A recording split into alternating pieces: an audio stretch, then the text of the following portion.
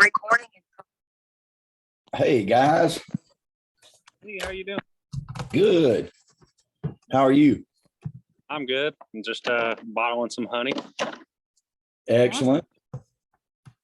Excellent. Are you bottling the bonus bears today? Yes, sir. Yep. There's more than a few of them. Oh yeah. Oh yeah. Yeah. A good bit. About 800 of them. Yeah. Which is pretty awesome. It's about to be pretty, so I figured I might as well get those out of the way. Yep. Yep. Very good. Well, I figured we would talk today about like anything winter prep that any updates on what we're doing towards as we approach the winter months with the bees. Yeah, I think what I'm thinking is less feeding and more natural forage, if that makes sense. So what I'm getting ready to do is spread out a whole bunch of clover and wildflower seed and kind of let the bees have natural nectar instead of just sugar syrup, corn syrup, not what they would prefer to eat. So I think that's a good way to go, just because, less work for us, better for them, better for the soil. Mm-hmm. Mm-hmm. Mm-hmm. Kind of my. And then we'll just monitor them and seeing if they're foraging enough of those resources that they need. And Yeah, we're definitely going to feed in the spring for sure. It'll take a while for this clover and wildflower to get established, but it'll reseed itself. And the good thing about this mix and about clover as well, we're using that white Dutch clover, is it kind of just persists all nectar season. So it's like, if bees are starving, you got to feed them. But if there's always some clover, they'll go and get it. They'll go get it. As long as it's warm enough for them to fly, they'll get out. Right? And we're lucky here. We get some warmth all through the winter. Yeah. So. And that's the good thing about this wildflower mix too, is the seeds are tiny. It's going to take a bit of work, mixing it with sand and spreading it. Mm-hmm. But it pretty much, there'll be something going from, the red maple all the way to cotton or goldenrod, and the bees just jump on it and they love it. That's going to be good. Yeah. Also butterflies and native bees as well. So it's a win-win-win in my opinion. Well, we're about that. It'd be my blessing. That's for sure. That's really good. Okay. What else? Anything else we need to be thinking about as we build up towards the I guess every day is one day closer to the spring buildup. And so we'll have, what else is in the plan? Equipment, building some equipment. I'm trying to get the seed down now so that the frosts kind of water it in and kind of keep it from birds eating it. But then, yeah, it's going to be equipment for sure. Mm-hmm. We've already got the foundation and the frames, and we need to get the 8-frame deep hive bodies. And I'm thinking, that wax is so new in those mediums that we might be able to use those as our honey supers this year and kind of like slow down the phase out of that. Okay. Yeah. So it's not a problem that we have this equipment. Have you seen any wax moth damage on the equipment at your place or anything like that? I haven't. And I haven't dug deep into it with the rain that we've had. But and now we've got that really good cold snap coming. So maybe that'll also help, to kill off anything that was left on the ones that we left outside. And I haven't rotated the ones from our freezer. So I think the comb that I put in the freezer was kind of the comb that I thought would be more I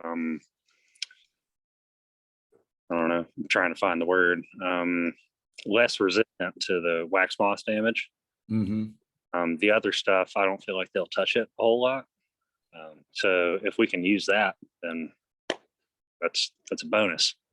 Yeah, I like that. I like that idea. It's also keeping with our ideals of utilizing everything that is a component of the process, just like a natural beehive does, you know, nothing to waste, everything being reused or utilized for a better purpose. And we leave things better than we touched it. I think this plan is keeping that, Yeah, staying inside that group. that's another reason I like the idea of doing cut comb honey later. Can you hear me? Okay? The air conditioner, the AC kicked on. Yeah. Yeah, I can hear you. Yep. All right. Yeah, I like the cut comb because then there's no bioaccumulation going on in the comb. You know, pesticides kind of accumulate in the wax. Also, in my opinion, the darker the comb gets, the more likely wax moths will get to it. So if we do cut comb honey, you know, like grandma had in a mason, you know, then we just start new every year, and you're not using as much plastic. Yeah, I like that too. I Less, like dump, that too. less dumpster space as well. Yep, yep. And people like that. They like the honeycomb, you know. It's Me too. fascinating. I do too. Yeah, I chew on it all the time. And Yeah. you know, so that's pretty neat for people to get to see that. And then recognize that everything in the hive is edible. It doesn't always taste good, I guess, but some of it, but the honey does. So Yeah. Yeah, I've eaten a bee or two, and they don't taste very good. Yeah. Yeah, they say the royal jelly tastes terrible too. Yeah, that's beekeeper's joke. Don't try the royal jelly. It sounds delicious, but it's not good. But it's not. Somebody tells you to try it, they're playing a prank on you. Yep. Bee bread is good, great protein, but yeah, I don't know, the royal jelly. I'd pass on that if I could eat. I'd rather the larva. Really? Sydney's like, yeah, I'm not eating any of that. No, just the Yeah. honey. Yeah. I'll skip out Just- on everything else. Just the filtered honey. Yeah. No, very good. Well, I'm excited about it. We'll give everybody more updates in the next coming weeks, and then some video of the equipment when we start building it out, and things like that. And then Wesley will show us some, hopefully get some video of the planting of the clover and what that's going to look like. I really like that idea. You know, and Reading from building a donkey shed right now for video. So yep. Well, I think it's cool, man. You got your overalls on and you're out in nature bottling the honey. I think that's absolutely perfect. Doesn't come any better than that. It's one of my mom's rules: no bottling honey inside. Yeah. I can see why she made that a rule. Oh yeah, we know. We don't want to. Drop honey, place sticky. So Yep. out Yep. here, I'm sticky mode. Just keep going. That worst case scenario, you attract some bees that come clean the thing up. So Yeah, I don't think there's any bees out here. Even when it was warm, they didn't come and rob or anything, so that's nice. that's good, because when we set up hives there, they won't have a lot of competition. Hopefully. Yeah. Yeah. How many hives do you think we're going to try to do on that particular plot? I would push it to 60, Okay. something like that. And I met with my friend Zach, and he has, like I said, blueberries and almonds and stone fruit, things like that. He said we could put about 40 there. I went to Athens Seed and got the seed today, and I talked to the owners there, and they're like, "Hey, we would like bees on our property, so possibly 20 hives there." And also, we could probably, persuade them to seed their place as well. Then I'm working on a sourwood plot.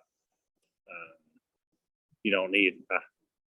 It's hard to put 40 hives up in the mountains sometimes because you got to pull a trailer. Right. I'm working on yards right now, and I'm working on getting seed going just so the bees are happy and have actual natural nectar flow. I love it. Yep. I love it. It's a great plan. And we'll keep everybody posted on how that comes about. But I feel really good about it. Yep. Yeah. And seed packets as well. I'm going to save probably a pound of this seed I have so we could spread it around. There's like 15 different native species there that all the pollinators love. Fantastic. That's good. That's good. And we'll foreshadow that a little bit too, to everybody that, Wesley came up with the idea of doing some seed packets for everybody to be able to plant, wildflowers that attract the pollinators like that, which is awesome. And everybody can participate. Pretty easy to do, even in your backyard. And we're actually going to do at the office here, where Wesley came up with the idea of planting some in the front of the building to attract some, because we actually keep some hives here at our real estate office. So, we're always surrounded by the bees. And, Nobody do what? Nobody will say no to a packet of seeds. And these are so easy. You just throw them onto your lawn. They're easy. Yep. Yeah, they're going to be great. Very good. I like it. I like it. I've always liked how they, the years that Georgia does the wildflower project in the medians of the interstates. They don't seem to do it every year, but the years they've done it, it's just been beautiful. And there's giant plots right in the middle of the interstate, these beautiful flowers. And I'm always happy every year they do that. Yeah, the do not mow sections. Yep. So go Georgia. We can see some more of that. That'd be nice. Mhm. Well, all right. Sydney, you got anything else to add? Not necessarily about the yards or anything. Sales wise, we're, coming up on Christmas in a few days, and the holiday boxes I think did great. We got a bunch of those out. Got a couple more that are going to be shipped out today. So super excited about how all those did. Yeah, I was too. I thought it was really good. And so y'all get ready. We'll do something maybe for Valentine's or something. Yep. So I've already started planning, and I actually haven't even showed it to you, Michael, but I've started planning kind of backdrops and stuff for photos to get some gift boxes out for Valentine's Day. Oh, very nice. So That's a good. Yeah, some sweetness for your sweeties on Valentine's Day. I love that idea. yeah. Yep. Some honey. Okay. honey. Yeah, some honey for your honey. Yep. I like it. You listen to every single pop song and they mention honeys or bees or something like that. Yep. That's good. I think we'll start doing that. We'll find like a theme, every couple of months, it'll be the next theme and the next theme. We'll do a spring theme or something like that. Yep. Maybe make up some honey boxes for a little light and sweetness when you have to pay your taxes or something. Yeah. Anything to When taxes are due, have honey in the morning. yeah, exactly. Fill the envelope with honey and everybody gets sticky. Yep. Yeah, there you go. As you send off your tax payment. That's good. That's real good. Well, we hope everybody has a good Christmas and a happy new year, obviously. And Wesley, thank you for the update in the yard and everything. And Sydney, thank you for the retail sales and everything you're doing. And it's going to be a great year next year for Be My Blessing. And we appreciate everybody's support and tune in for more information, more updates. Looking forward to it. All right. Thank you, guys.